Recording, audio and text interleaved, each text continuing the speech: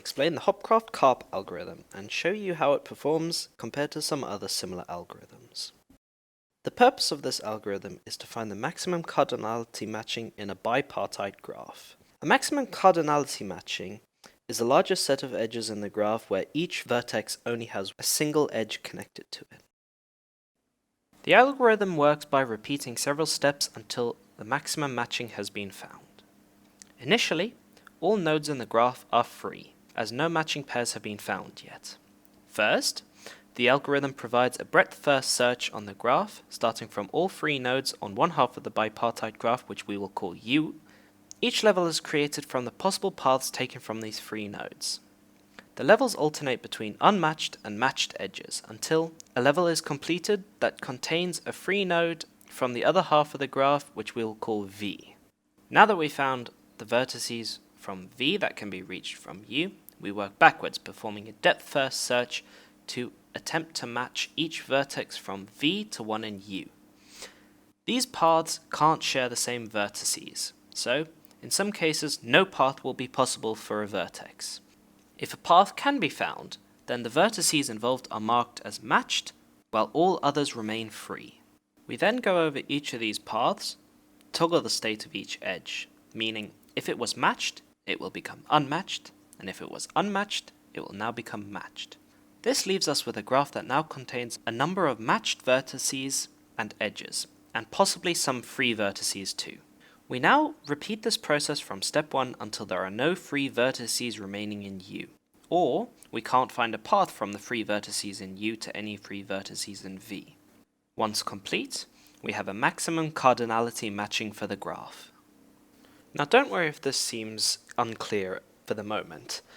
Over the next few slides, we have an example of this algorithm being implemented along with diagrams to help you try and understand it. Without further ado, here is an example of the algorithm in action. Here we have an example bipartite graph with two vertex groups, U and V, and some edges between them. First, we run a breadth-first search on the graph. As this is the first iteration and all of the vertices and edges are free and unmatched, we end up with a special case where our breadth-first search graph is equal to the original graph. As all vertices in V are free, we now reach a level with free vertices and can stop.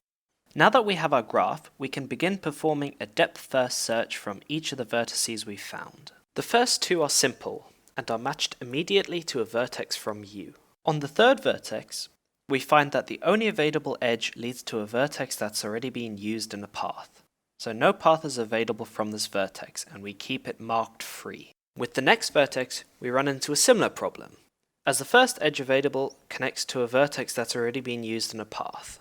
However, it has a second edge that is free to use, so a path is available for this vertex. And finally, a path for the last vertex is found without an issue. It is worth noting that node 9 from the set U does not have any path connecting to it, however, so it remains free.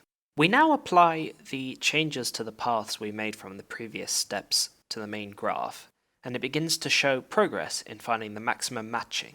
We now begin the second iteration. This begins with a breadth-first search from the set U. This time, there is only one free node in the set U, 9.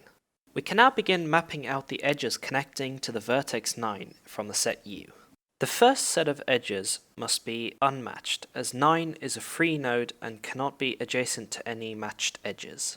On the second level, the edges must be matched, as there can only be one matched edge per vertex.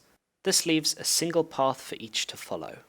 On the next level, we go back to unmatched edges, and then back to matched edges again. At this point, we've hit a dead end in one of our branches. Vertex 5 only has a single path into it. Therefore, it can't be part of a path from a vertex U to a vertex in set V. However, at the next level, we find an unmatched path to a free vertex in the set V. Therefore, this iteration is now complete. We can now perform a depth-first search backwards from all our free vertices from the set V to find an augmented path to a free vertex from the set U. Now that we've found the path, we can toggle the states of the edges, turning matched into unmatched and vice versa. As the second branch was dead, there are no paths moving along it, so therefore it can just be ignored. The changes along the paths found can now be applied to the original graph. As we begin the third iteration, you can see that there are no longer any free nodes in the set U. This means we have successfully found a maximum cardinality matching for the graph. Now we will talk about the performance of this algorithm. Overall, the performance of this algorithm is in the order of the number of edges multiplied by the square root of the number of vertices. The worst case performance is given by the fact that breadth first search as well as depth first search take on the order of e time, where e is the number of edges in the graph. And each iteration, the augmented path increases by at least 1. Therefore, there will be the square root of v number of iterations. However, that is a worst case estimate for this algorithm. For most cases, it will run in linear time.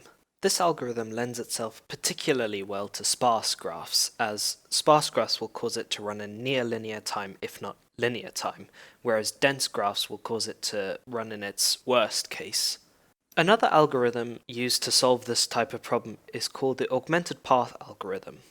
It works in a similar way, but results in an overall performance dependent on the number of edges multiplied by the number of vertices. The worst case performance for this algorithm is slower than that of the Hopcroft-Karp algorithm. The Edmonds-Karp algorithm is primarily used to find the maximum flow in a flow network. However, bipartite graph can be modeled as a special case of a flow network, where all edges have a weight of 1, so the algorithm can be applied here. The performance of this algorithm depends on the number of vertices in the graph multiplied by the square of the edges, giving a notably worse performance than that of the Hopcroft-Karp algorithm for the type of problem we showed above.